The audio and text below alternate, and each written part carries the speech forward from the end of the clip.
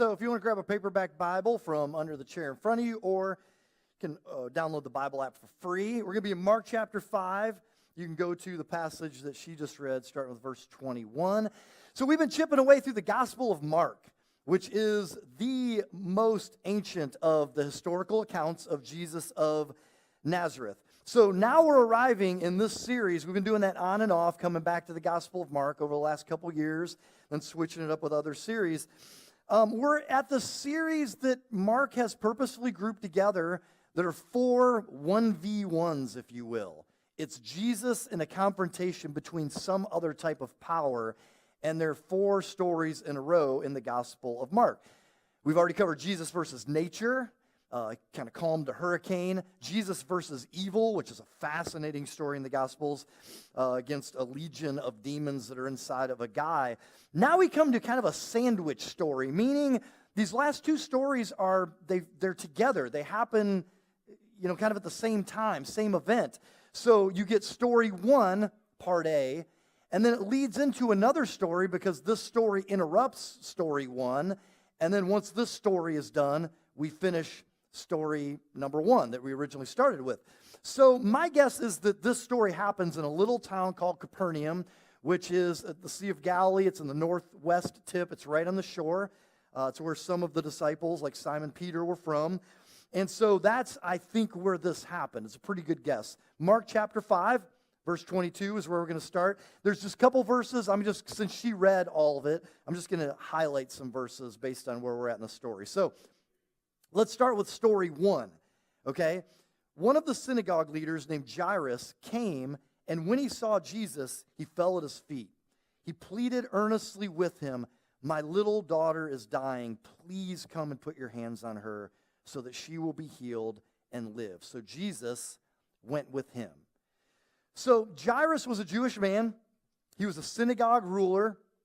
So that means he was in the Jewish place of worship, the little local synagogue.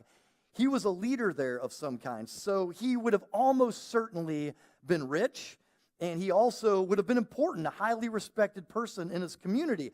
But this is like a moment of great weakness for Jairus. His daughter, his little girl, is sick, and so he shows up for Jesus to help him in the middle of a crisis or an emergency. So his little daughter's dying. He pleads with Jesus, and he says, "Please come and put your hands on her so that she will be healed and live." This is faith. He believes if I get to Jesus and ask him to help my daughter with this fever that she has, that Jesus can come and place his hands on her and heal her. That's faith. So Jesus agrees, and he begins to follow Jairus to Jairus' house. This is where story number 2 interrupts story number 1. So we'll actually finish Jairus' story next week because you got to figure out how to deal with the sandwich story. So we're going to come back to that and deal with that next week and let ourselves kind of get caught up in the flow of this interruption here with this. So, cliffhanger. Got to come back next week. Okay, so Jesus is walking along with Jairus, and this is what happens. Verse 24, a large crowd followed and pressed around him, and a woman was there who had been subject to bleeding for 12 years. She had suffered a great deal under the care of many doctors and had spent all she had. Yet instead of getting better, she grew worse. Okay, so this woman experienced suffering from a condition. She had a flow of blood for 12 years. This was probably menstrual bleeding.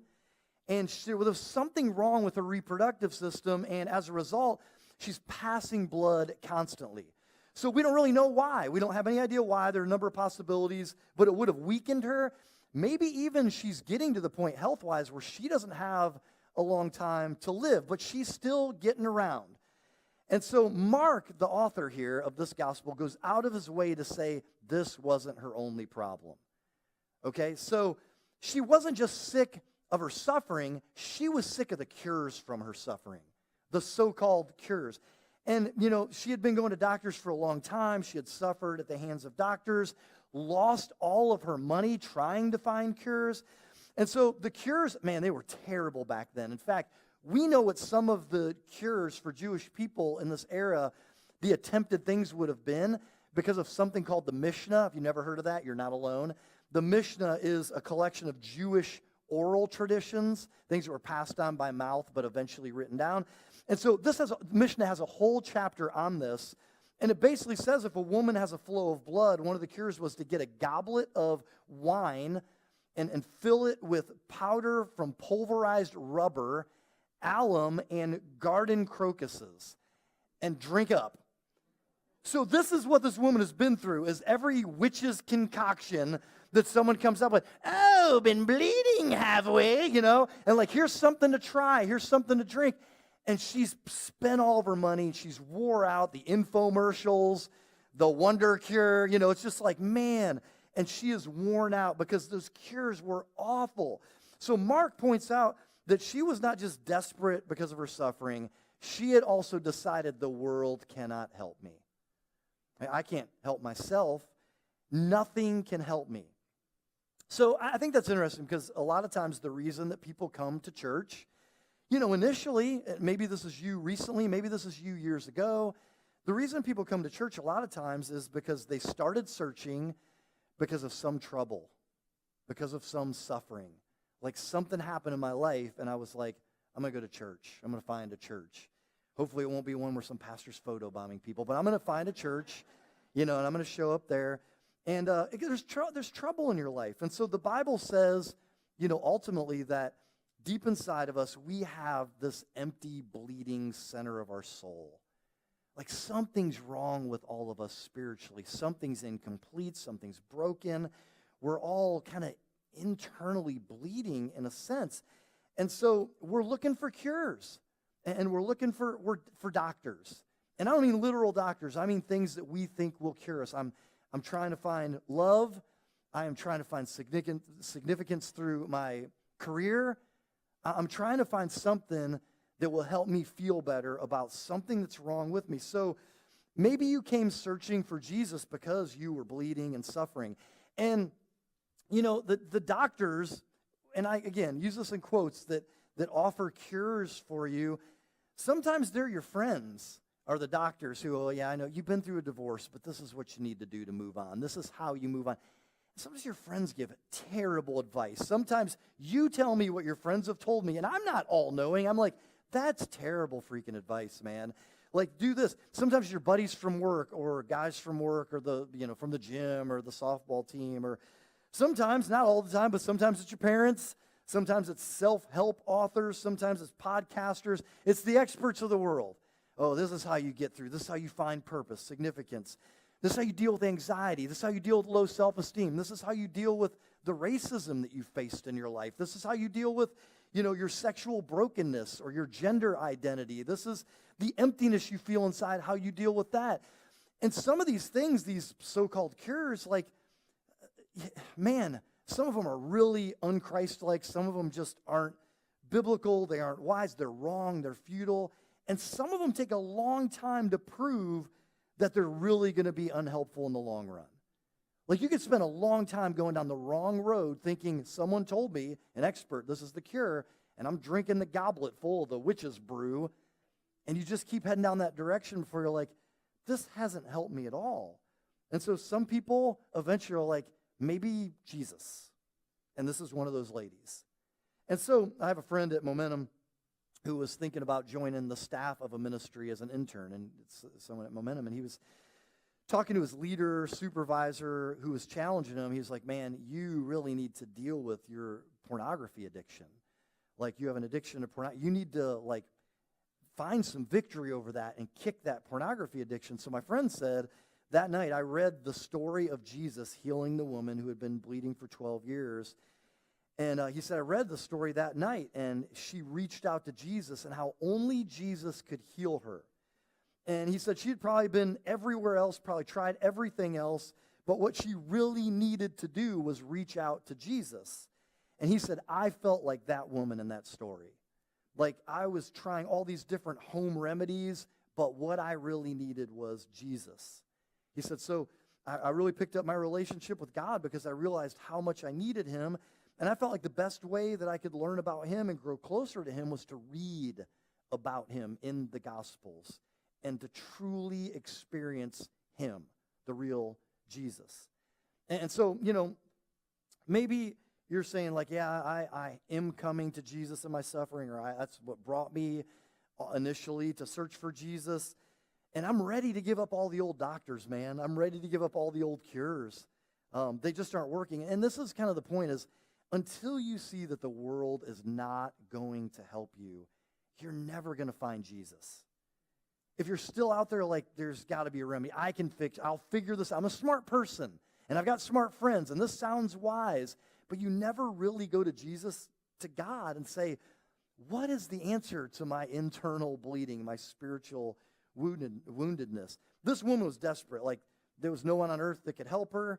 And so she had come to the end of her rope spiritually. She's hit rock bottom. She's desperate.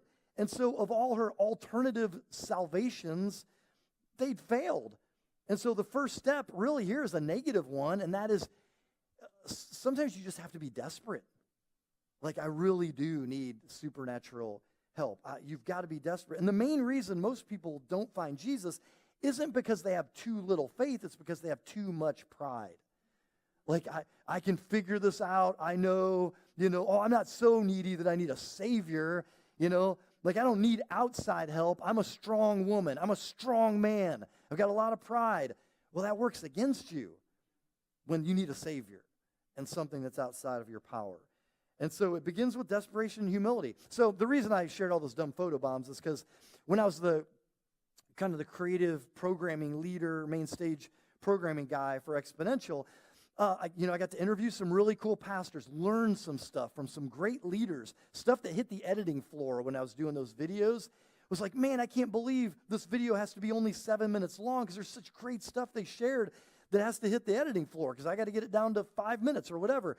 But usually one of the things cool about this conference was some of these awesome leaders, godly dudes, godly women, they don't usually stay in the green room backstage. They would come out and hang out with the 5,000 people that were there.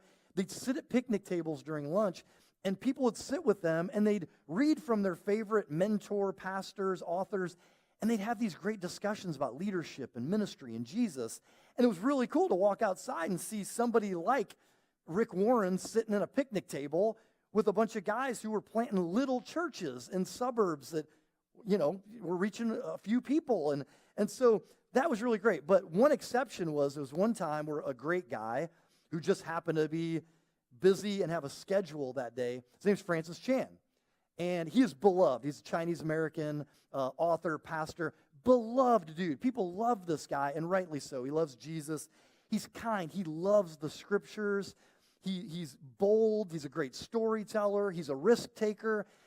He's a little bit of a crier at the end of his sermons. He's very emotional, but it's all sincere, authentic, great dude. Well, one year when he spoke, Todd Wilson, a friend of me and Shannon, who used to lead Exponential, was like, we got a dilemma. After Francis Chan is done speaking, we got to get him out from the green room backstage through the crowd of 5,000 people, out of the building to one of those trailers that, when you're running out of space for a school or a building, you put up trailers for extra classrooms. His daughter was in one of those trailers waiting for him with a babysitter, and he had to get to her quickly so that eventually they could get to, like a next flight to move on. And it wasn't that he wanted to be antisocial. They just had an agenda. So my friend Todd Wilson was like, we got to create a halo around Francis Chan. Like, we got to get him through this crowd. And I was like, that's going to be strange. Like, yeah, people are going to want to talk to him. They're going to be like, Francis. They're going to want to touch the hem of his garment. They're going to want to see Francis Chan. So me and my wife and Todd's wife, Anna, and I can't remember who else was in this group, about 6 or 7, we created a halo, like security detail, around Francis, and we headed out into this crowd. And a lot of people didn't notice him because he was hidden inside of the circle. And so we're walking through, and every once in a while somebody goes, oh, hi, Francis. And Francis would be hi, very gracious, hi, but he'd stay in the middle of the halo, and we just worked our way through, and I shoved a couple people. And so we're just getting through, and finally we get to the trailer, and we reunite him with his cute little daughter and the babysitter, and they get, he gets to spend time with her, and then they get to their flight, and everything goes well. By the way, I just want to say, when I speak on the road, this doesn't happen. It doesn't need to happen. Nobody wants to talk to Dan, touch Dan. They're like, let's put a halo around him so no one hurts Dan because he photobombed their wedding photos or something like that. But here's the point is this picture is verse 24. Jesus is following Jairus, who needs to get to his daughter, and the crowd is pressing on Jesus. And so as he follows Jairus to his house, just like the Francis Chan scenario, picture often the disciples who were very protective of Jesus at times. They're like security detail around Jesus. The whole crowd is pressing on him, and they're kind of coming through like this or whatever. And so people want to touch Jesus. They want to kiss him. They want to hug him. He's a miracle worker. He's compassionate. And so they're kind of security detail in a situation like this. Verse 27. When this woman heard about Jesus, she came up behind him in the crowd and touched his cloak because she thought, if I just touch his clothes, I will be healed. This is very quasi-magical, superstitious kind of belief she has. This is very imperfect faith is what I'm saying. It's almost, like I said, what did I just say? I just lost the word. What is it? Superstitious, yeah. I kept wanting to say supernatural. I'm a wordsmith up here, right? So this is what happens. So she goes, maybe if I touch his clothes, I'll be healed. Verse 29, immediately her bleeding stopped when she touched his garment, and she felt in her body that she was freed from her suffering. So I'll paraphrase the next part. Jesus realizes this has happened, and he says, somebody touched me. Now, I can't say enough. One of the things interesting to this series is Mark's honesty and rawness. Mark is the first to write a gospel, and then Matthew and Luke actually use him as a source and add other sources. They include other stories. But they often tone down something that Mark just shoots straight about. They're like, well, we'll leave that part out. Like, we ain't got to quote that part, or whatever. But Mark is raw. Some scholars call it Markan candor. Like, he just shoots straight. So he doesn't try to save face for the disciples. And in verse 21, the English translation kind of mutes the sarcastic reply of the disciples. Jesus is like, somebody touched me. And if you look at verse 31 closely, essentially what the disciples say is, someone touched you? Duh. Everyone is touching you. Everyone's pressing on you. They want to hug you, kiss you. They want to see Jesus. Everyone is touching you, Jesus. And this is a bad look for the disciples because they're like, duh, Jesus. And Mark's like, yeah, we're leaving it in there because that's what the disciples are like, okay? And so, what do you think? Somebody touched you? Everybody's touched you. They're hugging. So here's the scary thing for us. Is like all these people were around Jesus and there was only one person that actually connected with him. All these people are pressing around him and only one person makes a connection with Jesus that actually connected with him. And here's kind of the point, kind of on the other end of the spectrum for people that may be showing up new or did for some problem or something that they're dealing with. You could be around Jesus all your life, be a church person. You could be around Jesus all your life. You can be crowding him. You can be talking about him all your life. You can be admiring him. You can be inspired. You can go to church. You can go to small group, all this stuff. It's the same thing. It is possible to be right up against Jesus and not really touch him. It's very possible. That's what's happening in this crowd. Here's the difference. Jesus says to the lady, it was your faith. The reason I connected with you, the reason I knew something happened, it was your faith. And so everyone's touching him. It wasn't so much the touch, it was the faith. And so verse 34, he said to her, daughter, which is the only person he calls daughter, by the way. Daughter, your faith has healed you. Go in peace and be free from your suffering. So this is the first story in this little series, Jesus Verses, where there's a clear act of faith that causes the miracle. Okay? The other ones, it's unclear. The disciples were scared to death during the hurricane, and he was like, be still. And the next one was so conflicted because it's a man with an army of demons inside of him. You can't even tell who's talking half the time. Is it the demons? Is it the guy?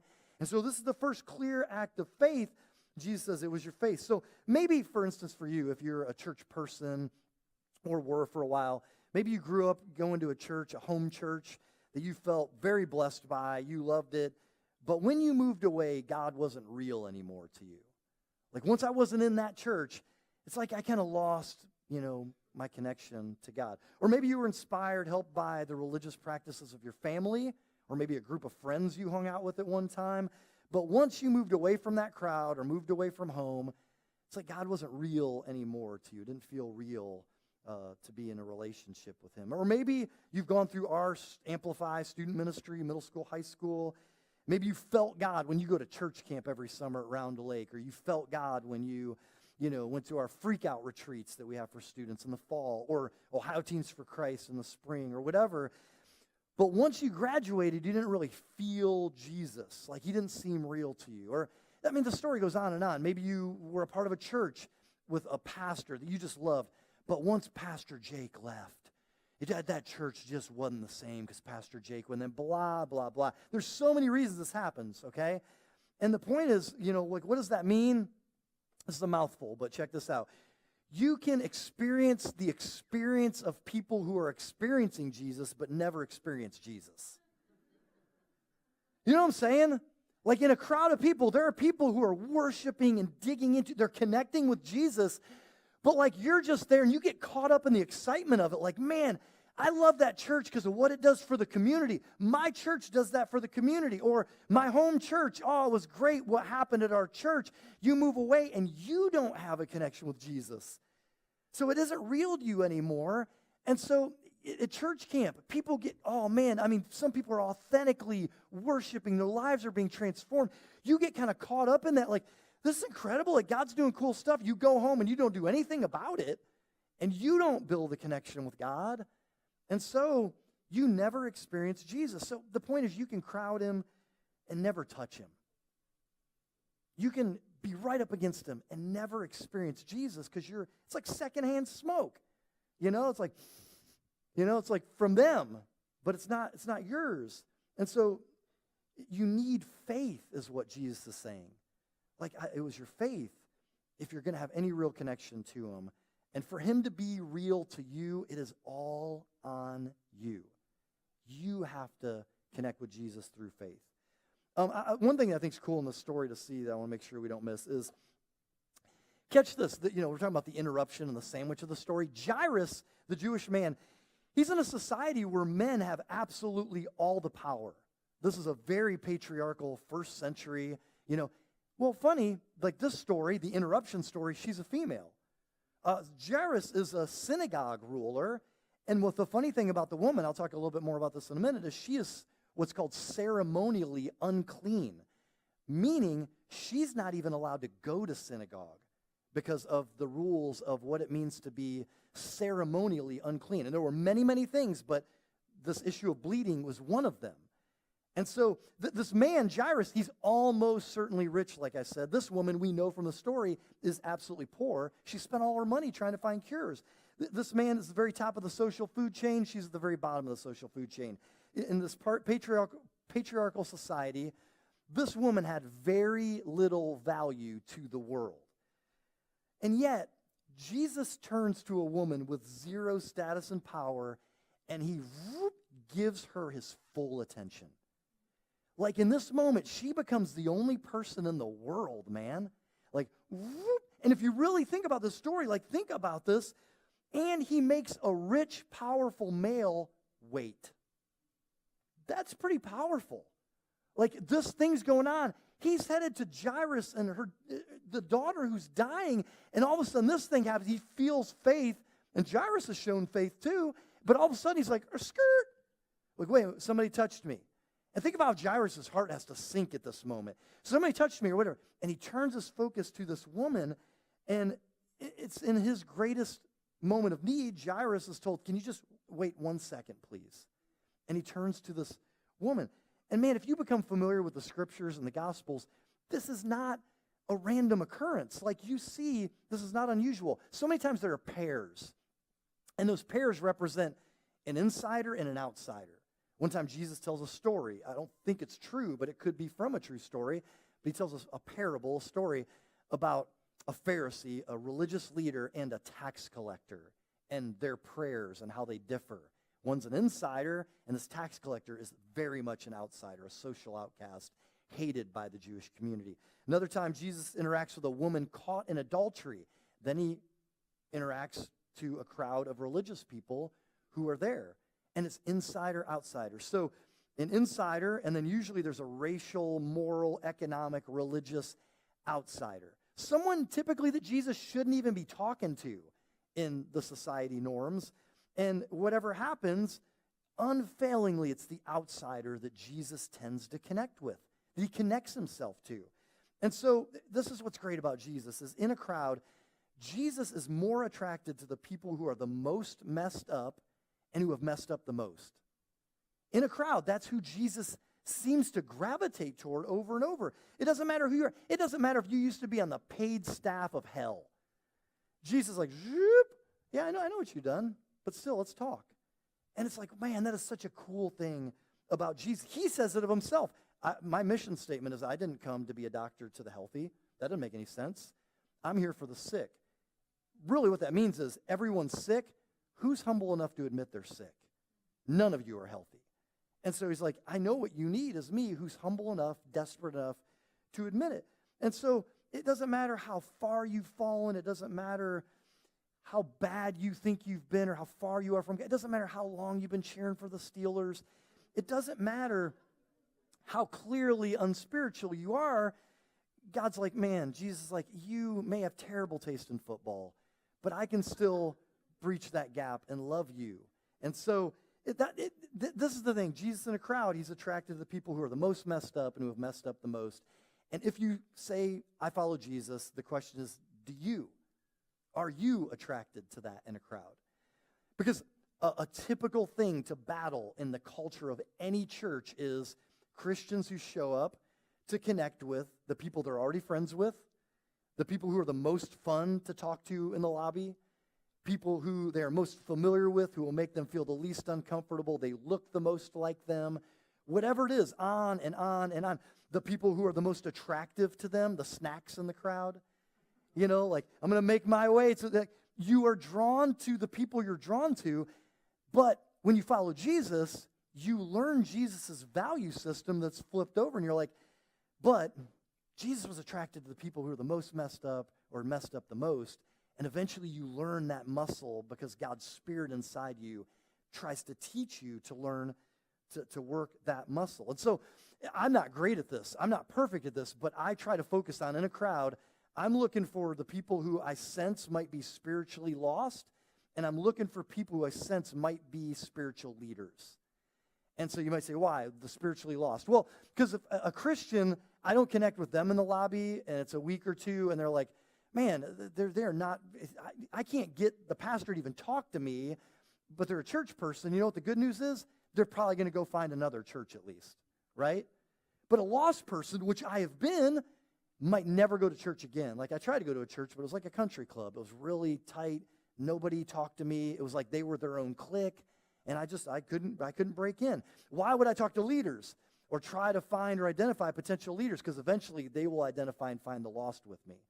They will say, it's not about me in the lobby today. It's who is new, who's coming because they're hurting, who might not know Jesus, and they will join me in that little army. And so Jesus reverses the values of the world, and he says it's not about their value. It's not about how much money they have. It's not about their beauty.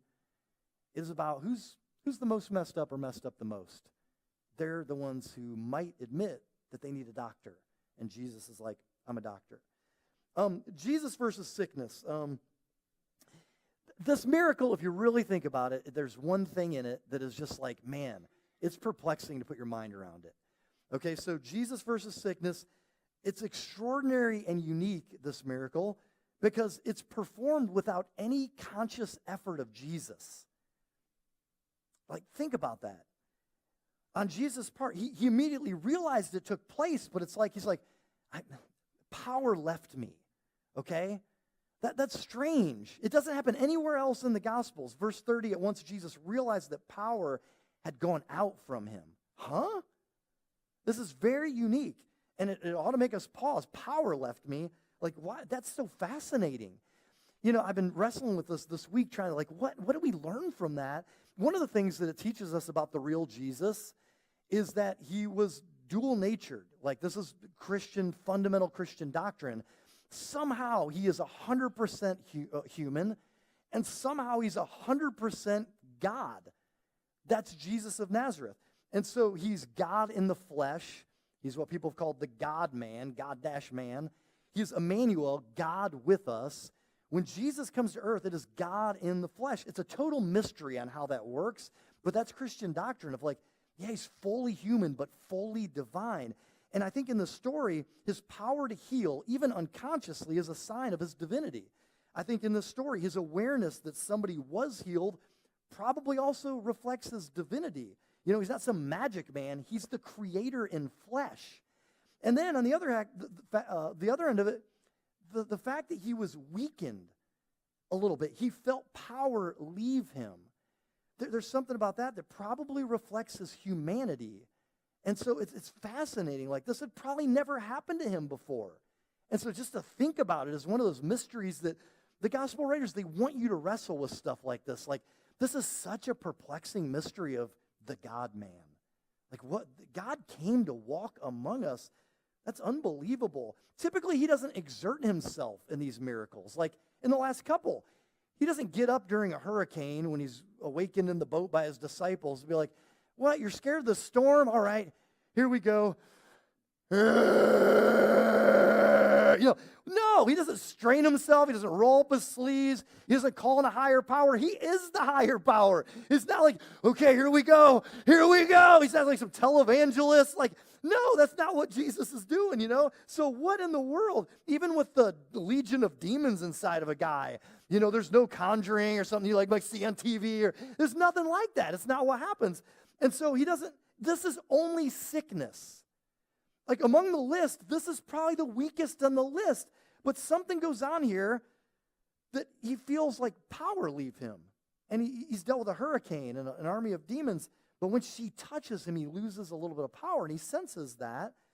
And so for the first time, that happens. And he realizes power is gone. It's almost like for her to become strong, he has to become weak. And it's like, I don't know how to describe it, but it's really mysterious. Here's maybe why. She's unclean, ceremonially unclean, based on the Old Testament Jewish laws, lists of things that are like, this. You can't go into worship, you know, if this is a situation that you're in. Like, this has to be figured out first. And so, because of her blood flow, she hadn't been able to go into public worship for a long time, 12 years. That means no synagogue worship, no temple worship. If she's married, no intimacy with her husband. If she has kids, no hugging her kids. If she has a family, no preparing food for her family. It goes on and on and on. Picture COVID, where maybe you were in your room, the door's open, you're talking to people, but they're out there, and it isn't 12 days, it's 12 years. And she's just so disconnected, so she's ceremonially unclean. And the purpose of that in the Old Testament was God's way of just showing people, we're sinners. We've rebelled against God. We've shaken our fist at God, and that's made us unclean. We're not acceptable in the presence of God to walk into the presence of a holy God. And no matter how hard we try, we are never going to make ourselves clean. We can't. It's impossible. And notice when she is found out by Jesus, she's scared. Like, he's like, who touched me? Power left me. I sensed it. And it says the woman fell at his feet, trembling with fear, told him the whole truth, because she was ceremonially unclean, according to the Old Testament Hebrew scriptures, and she touched a rabbi, which would make him ceremonially unclean. And she's probably touched dozens of people in this crowd to get to Jesus. She's ceremonially unclean, making others unclean with every touch. You couldn't touch a dead body or you were unclean. If you touched someone who had touched a dead body, you were unclean. It's the cheese touch. Okay? Like, it just goes on and on. And so she's gone through, and even more, she has touched, whether she knows it or not, God in the flesh, and she is unclean. Old Testament, you have to die, or he does. And so, I don't know, one of the interesting things, the woman, the reason the woman became clean isn't because her uncleanness just vanished into thin air. How did she become clean? He took her uncleanness, and maybe she got strong because he got weak. And one interesting take I saw from one scholar on this was maybe God was giving Jesus, God the Father, giving Jesus, God the Son, a foretaste, a foreshadow of what was going to happen on the cross. 2 Corinthians 5:21 says this is what happened on the cross, that God made him, Jesus, who had no sin, to be sin, so that in him we might become the righteousness of God. Otherwise, when Jesus was dying on the cross, Jesus, God the Son, that God the Heavenly Father filled Jesus with the sin and the uncleanness of humanity on the cross, and that the only way that we can become clean is at his expense on the cross. So through faith in Jesus, it's almost like when we put faith in Jesus now, it's like we reach through time to touch Jesus and to connect with the cross, and that cleanses us spiritually. That's the good news of God, the gospel, and that by faith, that connection can happen. Let me end with this story. A guy that comes to Momentum, his name's Ken Russ. He's one of the people that keeps this building standing up. Sometimes the baptistry, this is like a pool of water right here, starts acting up, and during my sermon starts going, and he has to fix it and heat it. And I mean, he's one of our many guys around here and ladies who fix stuff. And he's one of our guys in the mowing team, which I want to thank for the way they make this property look great week after week and during big events. So thank you, Ken Russ, Craig Guerin, Ray Ollie, just people who mow. And so he told me the story quite a while back. Excuse me, by the way, this is one of the rare moments where he's been caught in the wild on photography. That's Ken Russ right there. He told me when he was 10, they went sledding. His family did. His mom, dad, him, and his two older brothers. They went sledding at Punderson. And they were out there because they lit it up at night, and they had this thing that would pull you back up the hill. And you'd go sledding, and so they went, and it was New Year's Eve, 1969, like the last day of the 60s. And so basically they went sledding, and they were having fun until eventually his mom, he's 10, his mom's 37 years old at the time, she was going down the hill, hit one of those bumps, and went airborne. And when she landed, she didn't land quite right, and she was injured in some way. So they all get in the car and just kind of silently ends the fun. And they get in the car, and they're riding along. She's doubled up in the car, and she's hurting. They eventually get back home. Kids, are watched by someone else. And Ken's dad takes Ken's mom to the hospital. They go to the hospital, and she ended up being in the hospital for over a week. And he's a little guy. He doesn't understand what's going on. I'm not sure what's happening. But it turns out she's ruptured her spleen. Been there, done that when I was 18 years old. So she's internally bleeding, and she's ruptured her spleen. Well, Ken was like, I was 10 years old. I was like, what is a spleen? And 30% of you at least are like, I don't even know what a spleen does. What is that? And so he's like, man, what in the heck is a spleen? So much later, he found out, okay, yeah, they got to remove the spleen. He knew that happened at the time. They removed the spleen, and his mom's okay. Well, much later, he learned out the rest of the story, and that is when his mom's spleen was removed, that they found that it was riddled with cancer. And the doctor was like, this accident was a blessing in disguise. Like, that we found this. She wouldn't have lived more than a year if we wouldn't have found the cancer, but she ruptured it sledding at Punderson. And so Ken says, man, that sledding accident, though traumatic, it ultimately saved my mom's life, he said. And so what's crazy is she lived to be 89 years old. That's pretty cool. So she could have lived one more year, but she ended up living 52 more years. Our MC, Lauren Love, that was her grandmother. Lauren wouldn't even have known her grandmother if it weren't for that spleen accident. Wouldn't have known Lauren's kids and her grandkids. Wouldn't have known Luke and James. And so, it's a blessing in disguise is what the doctor called it. Her wound, internal bleeding, led to more life. And maybe you've come to Momentum because, you have thought you've had something traumatic happen to you, like something that's seriously really awful, like a lot of pain.